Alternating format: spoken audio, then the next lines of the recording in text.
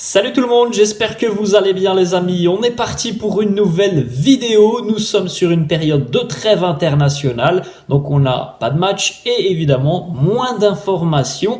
Donc je vous propose aujourd'hui aussi dans la barre de commentaires de me laisser des questions pour la prochaine FAQ qui sera publiée ce week-end. Ça fait quelques semaines que l'on n'a pas fait d'FAQ, il me semble que j'en avais fait une dans le courant de l'été, donc n'hésitez pas à me laisser les questions que vous souhaitez dans la barre de commentaires. Je regarde ça d'ici quelques jours et la vidéo sera publiée soit samedi ou dimanche. On démarre les amis avec les deux unes des quotidiens madrilènes, AS et Marca. La première, celle du quotidien AS qui consacre sa une à Brian Zaragoza, l'attaquant de Grenade, qui a d'ailleurs marqué face au FC Barcelone, qui est auteur d'un début de saison exceptionnel. Déjà 5 buts pour le jeune Brian Zaragoza qui est appelé avec la sélection espagnole. Une petite information qui concerne le Real, c'est en bas à gauche avec cette photo de Rosselló et Bellingham, dos fichajes galácticos, deux recrues galactiques. On n'attendait certainement pas un rendement aussi important pour Bellingham et Rosselló sur ces premiers mois de compétition, notamment pour Bellingham. On pensait peut-être pas le voir autant décisif et il est déjà auteur de 10 buts sous les couleurs du Real en 2 mois de compétition. C'est quand même assez exceptionnel. À eux deux, donc Bellingham et Rosselló ont marqué 15 des 24 buts du Real cette saison. C'est quand même assez fort. On continue les amis avec une autre petite information qui concerne cette fois-ci le Real Madrid, mais section basket. Ce soir aura lieu un match de gala, un match préparatif aussi au début de la saison NBA qui approche. Le Real va affronter ce soir les Mavericks de Dallas et notamment l'immense star Luka Doncic qui est un ancien joueur du Real Madrid. La une du quotidien Marca, une nouvelle fois Luis Rubiales sur la une du quotidien Marca. Pas forcément d'informations qui concernent le Real, si ce n'est le match de basket ce soir, Luka Doncic. Le Real qui retrouve donc les Mavericks de Dallas. On continue les amis avec une petite information qui concerne David Alaba. On en avait parlé hier. Il était retenu et sélectionné par l'Autriche pour participer aux 2 prochains matchs de la sélection autrichienne.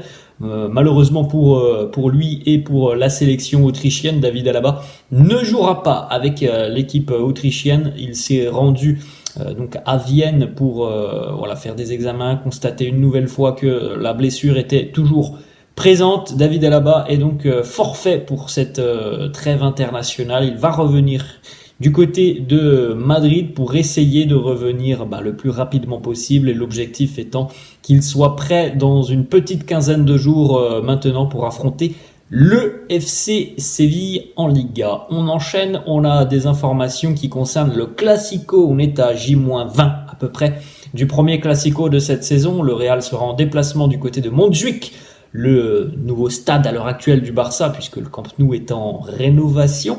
Et il y a des joueurs qui sont blessés du côté du Barça comme du Real et pas des moindres. Alors du côté du Real évidemment on le sait, Courtois, Militao et Arda Güler. Et du côté du FC Barcelone, Robert Lewandowski est blessé déjà depuis à peu près une semaine. Jules Koundé, lui, a été touché ce week-end face à Grenade. Et puis, on a aussi au milieu de terrain une incertitude qui entoure la présence ou non de Frenkie de Jong. Ce sont quand même des éléments importants côté catalan. Alors déjà, Lewandowski et Koundé, c'est quand même deux points forts de cette équipe catalane. Si on rajoute en plus une absence de Frenkie de Jong au milieu de terrain, c'est sûr que côté Blaugrana, c'est quand même un gros coup dur. On poursuit les amis avec quelques statistiques sur l'aspect offensif côté Real, les buts marqués cette saison.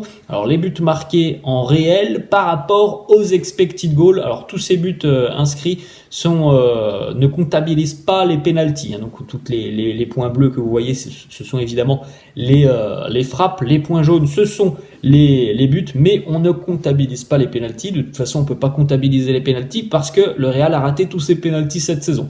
Bref, Rosselló qui a un expected goal de 4,3 et qui a marqué 5 buts. Donc ça, évidemment, c'est plutôt positif quand les statistiques sont dans ce sens-là, que l'expected goal soit inférieur au nombre de buts marqués, ça c'est très positif. Bellingham, qui lui est sur un rendement assez exceptionnel, expected goal de 4, il a marqué 8 fois Jude Bellingham, donc un petit peu en sur-régime en général, hein, les amis. Si on refait le point en fin de saison, c'est quasiment normalement, c'est quasiment à l'équilibre. Rodrigo, lui, c'est le seul joueur, Rodrigo, qui malheureusement eh bien, est à un expected goal supérieur à son nombre de buts inscrits réellement, puisque l'expected goal est de 2,6 pour seulement un but marqué par Rodrigo. C'est ce que l'on voit depuis le début de saison. Le manque d'efficacité, le manque de confiance de l'attaquant brésilien devant le but, eh bien les statistiques le prouvent. Vinicius, expected goal de 1,6 pour 2 buts inscrits pour le Brésilien. Évidemment que la blessure de Vini l'a un petit peu pénalisé sur ce début de saison parce que voilà, en général, Vinicius, à la mi-octobre, voilà, il a déjà marqué 5-6 buts. Bon, voilà, il en est qu'à 2. On continue les amis avec quelques informations, quelques petites déclats de Jude Bellingham. Premièrement, une petite image que l'on a vue, c'était à l'extérieur du centre d'entraînement de Valdebebas. D'ailleurs, c'est Jude qui a posté cette photo lui-même sur ses réseaux sociaux. Un supporter du Real qui était venu donc avec une banderole où il était inscrit Bellingham égale Viva la Madre que te parió. En gros, ça veut dire Bellingham vive la maman qui t'a mis au monde. Ensuite, on a une déclaration de Jude Bellingham sur le joueur qui l'a le plus impressionné, je pense, dans toute l'histoire du football, et aussi le joueur avec lequel il aurait aimé jouer tout simplement. Il nous dit, c'est Zidane. Je lui aurais donné le ballon, je l'aurais laissé faire ce qu'il voulait. J'étais petit malheureusement quand il jouait au milieu de terrain, mais tout le monde en parlait. Depuis que les gens m'ont dit regarde des matchs de Zizou, j'ai regardé des milliers de vidéos et voilà, ça m'a beaucoup inspiré et il m'a toujours choqué agréablement. On continue. Une autre déclaration de Bellingham.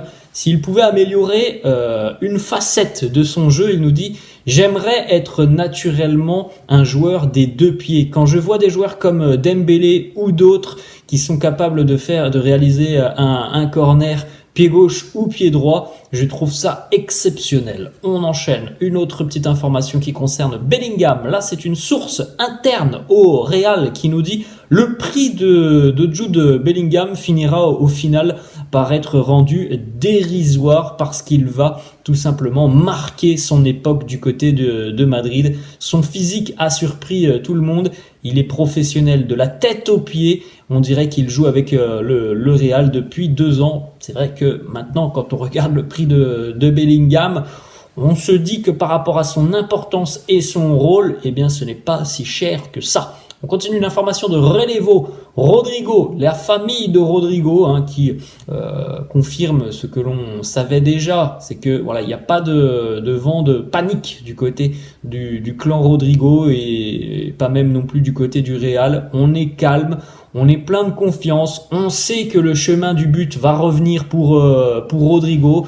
Il a la confiance de Carlo, il a la confiance de Florentino Pérez. Une petite information aussi qui concerne Carlo Ancelotti.